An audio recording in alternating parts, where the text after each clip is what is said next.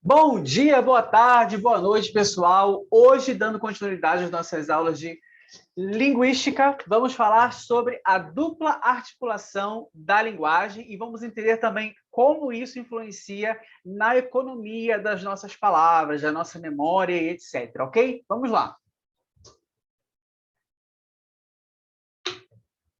Bom, primeira coisa, vamos recapitular aqui alguns, alguns termos, algumas sequências aqui que a gente precisa relembrar para fazer um link melhor nessa nossa aula. Então, a primeira coisa é lembrar o que significa signo. O que é o signo? O signo linguístico, tá? Ele une não uma coisa a uma palavra, mas um conceito a uma imagem acústica. Lembre-se disso, tá? Ele é convencional, ele é um acordo, tá? Ele não é motivado ao bel prazer do falante, tá? A noção saussuriana de signo linguístico filia-se à posição convencionalista exposta em Crátilo, ok? O signo é referencial, diferencial e opositivo. Vamos lembrar também o que é um sintagma. O sintagma é a sequência linear em que os signos aparecem, decorrem do encadeamento linear. São combinações em presença, são compostos de duas ou mais unidades e as relações sintagmáticas são contrastivas. E vamos entender, relembrar, na verdade, o significado de valor linguístico, que é o nome dado ao sentido de uma unidade definida pelas posições relativas dessas unidades dentro do sistema linguístico. Ele se opõe à significação definida pela referência ao mundo material, tá? À substância. A língua não é definida por suas propriedades físicas e materiais. O valor é definido a partir das relações no interior do sistema. O valor depende da função, ou seja, da forma, e não da substância. O valor dos signos é fruto de convenções também. E a gente pode lembrar daquela que a gente faz a diferença entre banco, onde nós sentamos, e o banco, quando nós vamos a tirar dinheiro ou fazer alguma transação financeira. Tá? Então, nós temos aqui que é a mesma estrutura, né? A mesma estrutura, né? A mesma matéria, substância ali, mas a função é diferente. Uma tem a função de assento e a outra tem a função de uma transação financeira. Isso aqui é o valor linguístico. Bom, foi. Articulação. Uma das diferenças básicas entre o sistema de comunicação das abelhas e o nosso é justamente que o nosso sistema de linguagem ele é articulado. Então, nós podemos diminuir, nós podemos aumentar, nós podemos compor, nós podemos decompor. Então, isso é o legal do nosso sistema de linguagem. Tá? O enunciado, por exemplo, os meninos estudavam para a prova, nós podemos dividir em partes menores. Vejamos, 6 vocábulos. Os meninos estudavam para a prova, tá? Percebam também que a gente pode decompor mais ainda. Por exemplo, aqui nos vocábulos estudavam e meninos, nós temos, podemos dividir aqui estude, que seria o radical da palavra, né? Menin, que seria o radical da palavra. Nós temos esse A aqui, que seria a vogal temática, esse O aqui, que seria a vogal temática, esse VA aqui, que traria a desinência, né?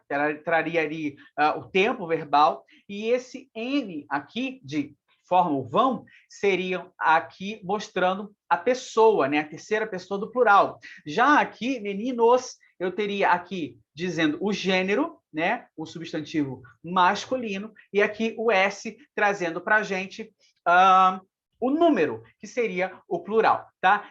Então, nós estamos diante de dois tipos de articulação, né? Um formado pelos morfemas, que também são chamados de monemas, mas eu prefiro chamar de morfemas, acho mais comum, e outro pelos fonemas, tá? Nós vamos perceber que um é uma lista fechada e um é uma lista aberta. A gente vai ver isso mais para frente. Então, a dupla articulação permite que as partes de um enunciado apareçam em outro enunciado. Então, por exemplo, quando eu pego aqui o radical, estude, eu posso criar verbos, eu posso criar adjetivos, eu posso criar substantivos. Vamos ver aqui, ó. Estudei, e aí eu estou falando aqui de um verbo. Estudava, estudarei. Então, eu posso falar estudante, eu posso falar estudioso, eu posso falar fazer outras combinações aqui com esse radical, tá? Então, a noção de dupla articulação da linguagem foi desenvolvida, sobretudo, pelo linguista André Martinet, tá? Pelo francês André Martinet, beleza? Bom, afirmar que a linguagem humana é articulada significa que os enunciados produzidos em uma língua não se apresentam como um todo indivisível, tá? Então, os enunciados não significam que eles são um todo indivisível, tá? Mas que podem ser desmembrados em partes menores, tá? Que é o que a gente fez com aquela frase os meninos estudavam para a prova, beleza? A linguagem humana possui duas articulações, a primeira articulação com os morfemas e a segunda articulação com os fonemas, tá? A dupla articulação. Então, anote isso aqui, que isso aqui é o geralzão, gente, ó. Vou fazer um coração aqui para vocês, porque isso aqui, o coração está meio zoado, mas isso aqui é o que a gente tem que entender dessa aula, que a organização própria da linguagem humana, tá? Então, isso faz parte da nossa linguagem humana. Todo enunciado se articula em dois planos, o fonema e os morfemas, né? Os morfemas, no caso, a primeira articulação, morfema, e a segunda articulação, fonema, e evita a sobrecarga da memória, porque a gente vai ver a economia, a gente vai entender a parte da economia, porque permite uma economia na elaboração da compreensão de mensagens. Bom, a primeira articulação. Cada uma das unidades da primeira articulação possui um sentido e uma forma vocal. Vamos entender. Cada uma das unidades possui um sentido e uma forma vocal, ou seja, uma forma fônica.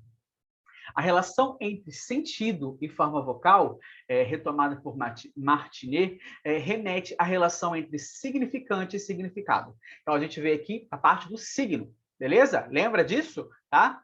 Em um enunciado como tenho uma dor de cabeça, uma parte desse enunciado que tem uma dor ou cabeça, faz sentido, designa-se por signo linguístico. A gente vai ver justamente isso. Se a gente lembrar, vou voltar aqui, no início, signo é convencional, não motivado, não tem a ver com um conceito, e uma imagem acústica, tá? Ele é referencial, diferencial e opositivo. Então, quando eu falo aqui, tenho uma dor de cabeça, eu estou tratando de um significante e um significado, ok? Então, eu formo aqui um signo linguístico. Qualquer signo linguístico comporta um significado que constitui o seu sentido ou valor e um significante, graças ao qual se manifesta o signo. E isso aqui nós vimos também em aulas passadas, tá? Com o seu significado e significante, as unidades da primeira articulação são signos, e signos mínimos por não poderem analisar-se em sucessão de signos menores. Então, na primeira articulação, está falando dos morfemas, tá? São signos e são signos mínimos. Então, nós vamos dizer que os morfemas são signos mínimos. Anotem isso aí, tá? Por exemplo, aqui, foi o que a gente fez lá, já expliquei isso logo no início. Na palavra estudavam, eu tenho aqui o radical da palavra, eu tenho a vogal temática, eu tenho o vá, que vai trazer a desinência, tá? Marcando aqui o tempo, pretérito do indicativo, tá? O pretérito perfeito do indicativo, e eu tenho aqui o que vai trazer a desinência de pessoa, tá? Da terceira pessoa do plural, beleza? Ao proceder à divisão deles em elementos menores, tá? Não restam mais elementos significativos, tá? E sim distintivos. Então, elementos significativos, ou menor elemento significativo, ou, qual é outro exemplo que ele fala aqui? Signo mínimo, morfema. Quando eu diminuo, quando eu vou dividindo mais ainda, eu chego a um elemento, um elemento distintivo, que é o fonema, tá? Que aí eu tenho o fonema aqui. E, S, T, estudavam, tá? Os morfemas são também chamados de monemas, isso eu já falei logo no início da nossa aula, tá? De acordo com a hipótese funcionalista de Martinet, a dupla articulação é a organização específica da linguagem humana, segundo a qual todo enunciado se articula em dois planos. E isso aqui a gente também viu, tá? Que a primeira articulação, o enunciado, articula-se linearmente em unidades dotadas de sentido. Quando eu falo em unidades dotadas de sentido, eu estou falando do morfema, tá? Do morfema, tá? No primeiro plano, ou primeira articulação, nós estamos falando do morfema. Agora, quando eu diminuo, eu vou falar de unidades distintivas, que são os fonemas. Então, por exemplo, aqui, o vocábulo infelizmente é constituído pela combinação entre morfemas infeliz e mente, ok? Tais morfemas podem formar outras combinações. Por exemplo, o morfema feliz, eu posso falar felizmente, eu posso falar infeliz, eu posso falar outras coisas. O morfema in, eu posso formar diversas outras palavras. O morfema mente, eu posso formar diversos outros advérbios. Então, isso aqui também faz parte dessa primeira articulação. Na segunda articulação, eu vou dividir os morfemas em unidades menores que não têm sentido, mas são distintivas, que são os fonemas, tá? Essa divisão vai mostrar ali cada fonema que eu tenho ali numa palavra, num grupo de palavras, tá? Os fonemas são unidades constitutivas da segunda articulação, não possuem outra função, além de poder ser combinadas para formar as unidades do nível linguístico que lhe é imediatamente superior. Ou seja, a função do fonema aqui é se juntar a outros fonemas para formar o quê? Um morfema, tá? E aí, o fonema, ele é uma lista fechada. Fonema, lista fechada, beleza?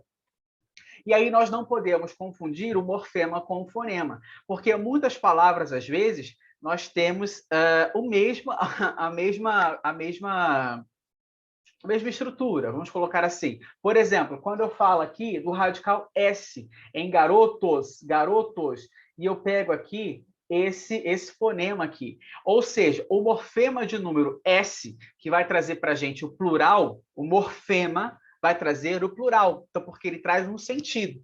Já o fonema S, ele está ali porque compõe aquele morfema. É isso. A diferença reside na ausência ou presença de conteúdo. O que tem presença de conteúdo é o morfema. Então, no final da palavra garotos, eu tenho esse morfema S, que traz para a gente um número plural. É isso aqui que a gente está querendo dizer, ok? Já o S da palavra sapo, ou até mesmo aqui no final, na parte em que ele apenas apresenta, que não apresenta, na verdade, nenhum conteúdo, ele seria apenas um fonema que forma ali, em um conjunto, vai formar um morfema. Tá? A definição de dupla articulação de linguagem relaciona-se com a linearidade do significante, pois é ela quem permite a sucessividade dos morfemas e fonemas, que aí está relacionado ao sintagma, né? Que no ambiente sintagmático, que as combinações ocorrem, ok? O caráter linear dos enunciados explica a sucessividade dos morfemas e fonemas. Nessas sucessões, tanto o valor tem a ordem dos fonemas, como a seleção de que eles são objeto. Vamos colocar aqui, eu posso ter esses fonemas aqui, ó, C, A, S e O.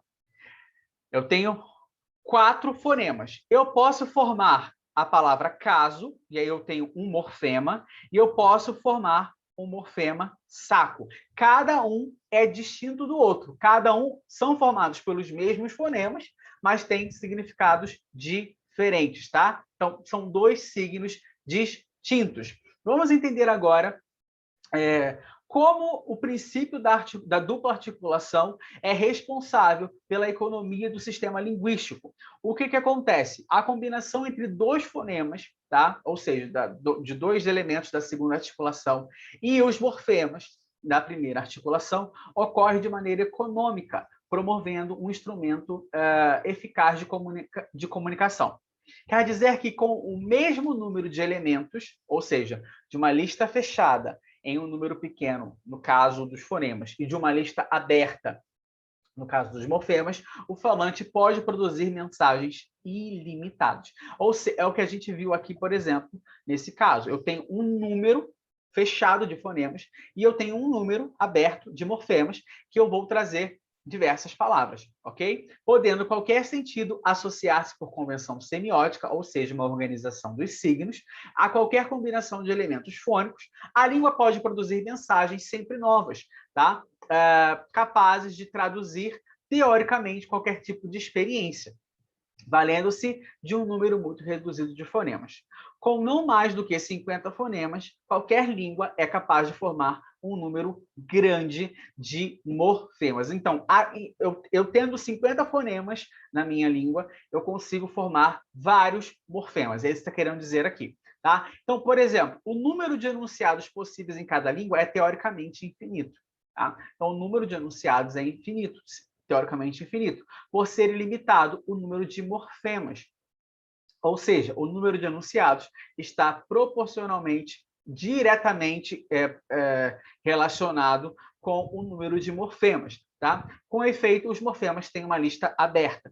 Vamos entender aqui, por exemplo, a palavra homem e mulher, marido e mulher, boi e vaca, cavalo e égua, são heteronímias, tá? São substantivos que tem cada um ali, não é igual, o feminino não é igual, não tem uma diferença mínima do masculino. Você imagina se todas as palavras fossem assim, nós teríamos um desgaste muito grande para lembrar tudo isso. Quem estuda substantivos sabe que essa parte é uma parte um pouco complicada para a nossa memória. Já, o que a gente faz? Então, a gente começa a acrescentar apenas o morfema A, tá? O mesmo fonema, morfema A no final da palavra, para designar o quê? O feminino. Por exemplo, cantor, cantora, professor, professora, aluno, aluna. Tá? E aí existem substantivos que são comuns de dois gêneros. Por exemplo, cientista, dentista, motorista.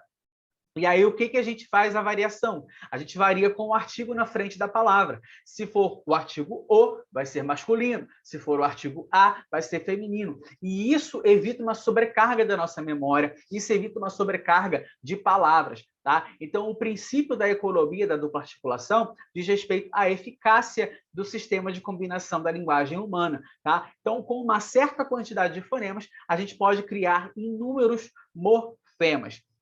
A dupla articulação é econômica, ok? A gente pode também ver que as experiências comuns são associadas a signos linguísticos na comunidade de fala e representam a visão que esta comunidade possui. Cada língua articula a seu modo enunciado significante, tá bom? Gente, a linguagem ela é universalmente dotada de articulação. Cada língua tem a sua articulação. Cada língua vai ter a sua lista de fonemas e morfemas, tá? E aí vai formar também, vai criar